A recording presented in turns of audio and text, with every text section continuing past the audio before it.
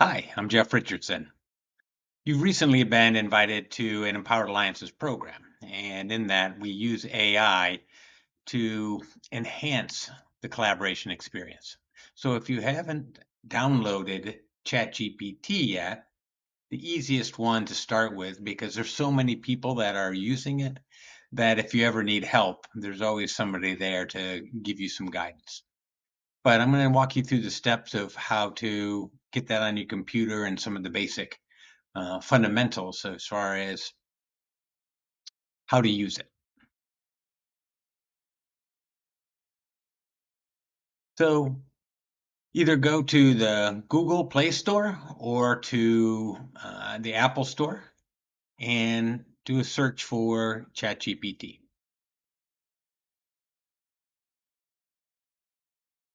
And you want to look for this one that has the interlocking circles, because there are some that um, try to trick you into clicking on their link, paid ads or something like that. But this is what the ChatGPT interface should look like. And in the upper corner there is where you start a new chat. So I often start a new chat for each session when we're doing a workshop, but that's how you know that where to click and where to get started. Now, once you come in there, there's a couple functions. A lot of times we have a tendency to want to use it just like we used um, Chrome or another browser and typing it in. I want you to play around with the dictate button down in that bottom right-hand corner there, because this allows you to speak into it and it does captures all the words that you're saying. And then it'll actually pull that up and say, is this what you want? You can make edits at this time to fine tune it, or just click the upper arrow button and it will take you there. The second option, as you can see right next to that, is the voice mode. And that allows you to interact directly with the ChatGPT. So it'll literally, you will speak to it and it will speak back to you. So when you're having this conversation, you'll have this pulsating light here in the center. When you click the end button, it's going to give you the full transcript of that conversation.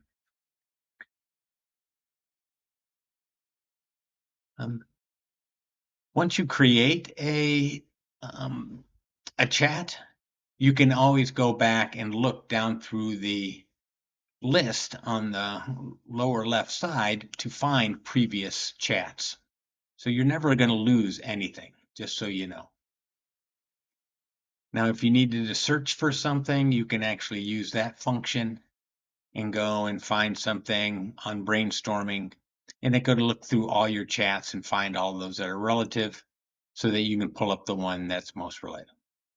This one here, the GPT, if you click on that, that's going to take you to a list of, there it is, of custom GPTs. So in Empowered Alliances, we use those and they might be used in your program.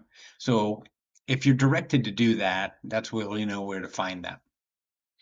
That's it. You're up and running. I suggest playing around with it a little bit and see what do you think.